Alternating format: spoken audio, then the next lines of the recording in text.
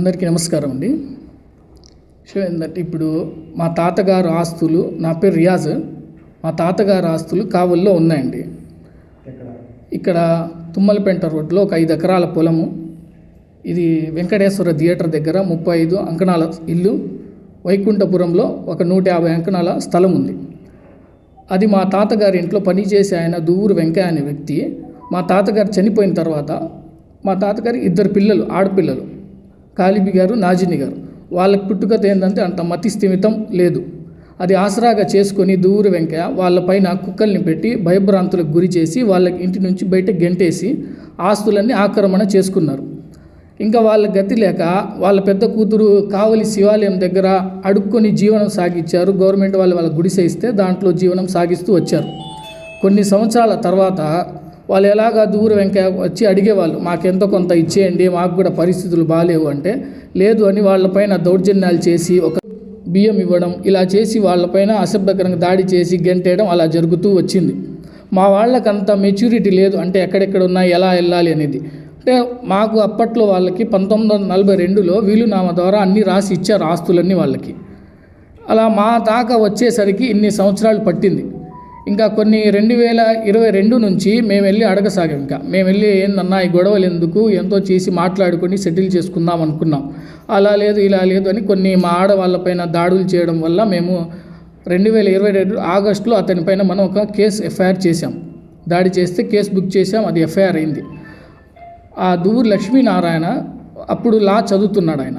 అప్పుడు మా వాళ్ళందరికీ కొంచెం బతిమిలాడుకొని మీరు కేసు తీసేయండి, అది ఉంటే నా పైన లా పట్ట రాదు, మీ ఆస్తులు మీకు ఇచ్చేస్తానని మాకు మాట ఇచ్చారు. ఆ మాట ప్రకారమే మేము 2023లో ఆస్తులకు సంబంధించి ఒక్క స్థలం సంబంధించి మాకు 46 లక్షలు డబ్బులు ఇచ్చారు. ఇచ్చేసి మనం లోక్ అదాలత్లో రాజీ పడ్డాం. ఒక్క ఆస్తి గురించే మాకు డబ్బులు ఇచ్చారు అని. మిగతా ఆస్తులకి 1 సంవత్సరం తర్వాత ఇస్తాను అన్నారు. సంవత్సరం తర్వాత వెళ్ళి మేము అడిగాం మళ్ళీ మిగతా ఆస్తులు, పొలాలు, ఇల్లు సంగతి ఏంది అని. వాళ్ళు అంటారు, మీరు మొత్తం కలిపి సంతకాలు పెట్టేశారు, మొత్తం మాకు అమ్మేశారు మీరు అని మా పైన ఇంకా భయభ్రాంతులకు గురి చేసి వేరే వాళ్ళ చేత మాకు ఫోన్లలో బెదిరింపులు అలా చేయడం ద్వారా ఒకసారి మా అక్కగారు అటు వెళ్తుంటే అడిగారు, ఎందుకు ఈ గొడవలు, ఫోన్లలో బెదిరింపులు ఇవన్నీ ఎందుకంటే మా అక్క పైన దాడి చేశారు. ఇప్పుడు 4వ తారీఖు 3వ నెల 2025 రోజు దువ్వూరు లక్ష్మీనారాయణ దాడి చేశారు. దాడి చేసి అప్పుడు మేము స్టేషన్కి వెళ్ళాం, 1వ పట్టణ పోలీస్ స్టేషన్కి వెళ్ళి ఫిర్యాదు ఇచ్చాము. ఇలా దాడి చేశారండి మా పైన, ఇలా చేసి దీని గురించి మీరు ఫిర్యాదు తీసుకొని అని అడిగాము.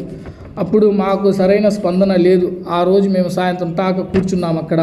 సాయంత్రం మీరు కేసు వాపస్ తీసుకోండి అని మా చైన సంతకాలు పెట్టించి మమ్మల్ని పంపించేశారు. ఇంకా ఆ తర్వాత మేము చాలా చోట్ల న్యాయం కోసం తిరిగాం. మేము ఎక్కడో మాకు న్యాయం జరిగిద్ది అని.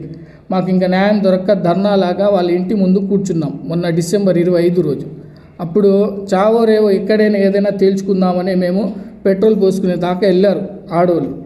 మేము ఎవరిని భయపెట్టాలని కాదు, మేము తిరిగి అలసిపోయి ఉన్నాం, మాకు ఎక్కడ న్యాయం జరక్క. ఇప్పుడు మాకు దీని గురించి మేము ఇప్పటికీ అతని లాయర్ కాబట్టి ఇక్కడ బార్ అసోసియేషన్ కావలి బార్ కోర్టులో ఫిర్యాదు ఇచ్చాము. వాళ్ళు ఏమన్నారంటే, ఇది మన పరిధిలో రాదండి, మీరు బార్ కౌన్సిల్ హైకోర్టుకి ఇచ్చుకోండి అన్నారు.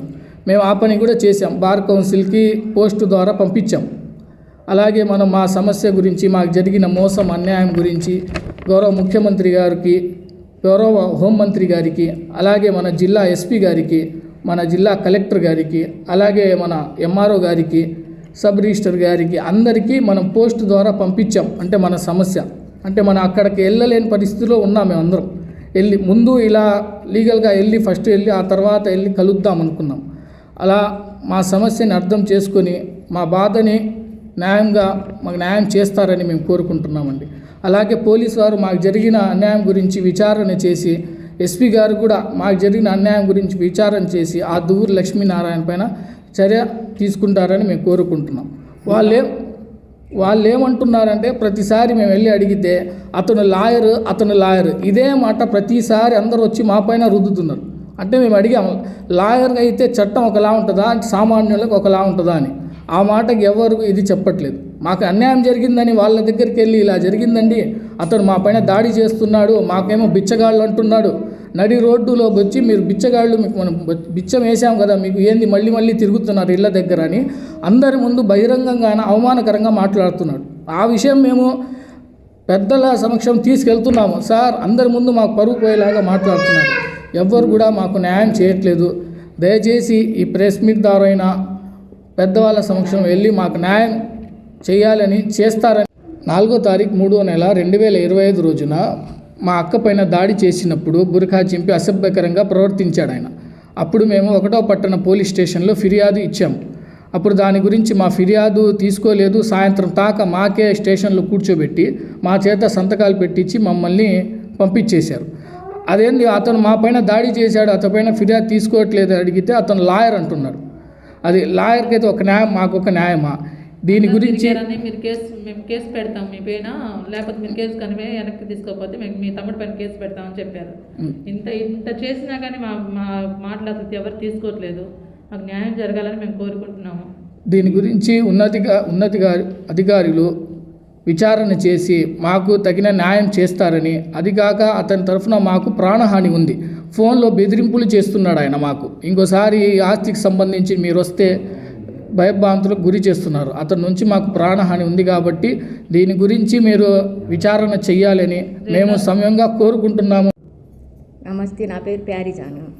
అదే మా ఆస్తుల కోసం వెళ్తుంటే కుక్కలతో భయపెట్టి పంపించేశాడు మాకు మా అమ్మకి లక్ష్మీనారాయణ.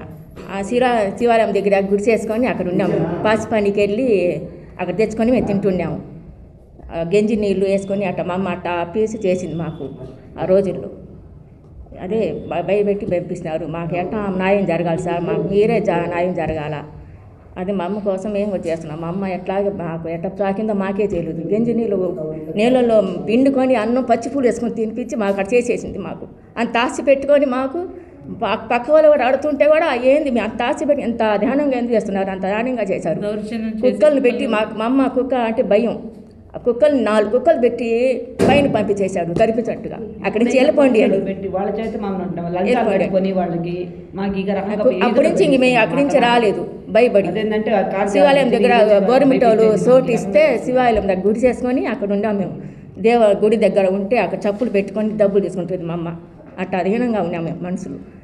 మరి అసలు దారుణంగా చేశాడు. అంత ఆశ పెట్టి మాకు నన్ను కూడా సచ్చాము మేము. 1 కేజీ బియ్యం అంటే నూకలు ఇచ్చేది మాకు చేరులు ఉన్నాయి బాగా. ఒక బియ్యం అన్న అంటే ఒక్క నూకలు ఇచ్చి పంపించేది మాకు. అట్లా చేశారు మా దారుణంగా. కుక్కలు పెట్టి పంపించేశాడే భయం పెట్టేసి మాకు. లక్ష్మీనారాయణ లాయర్ అడ్వకేట్ లాయర్ కనిపించారు.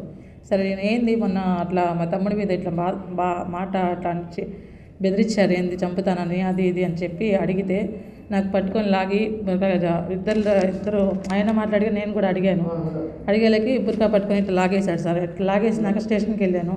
నాకు న్యాయం జరగట్లేదు.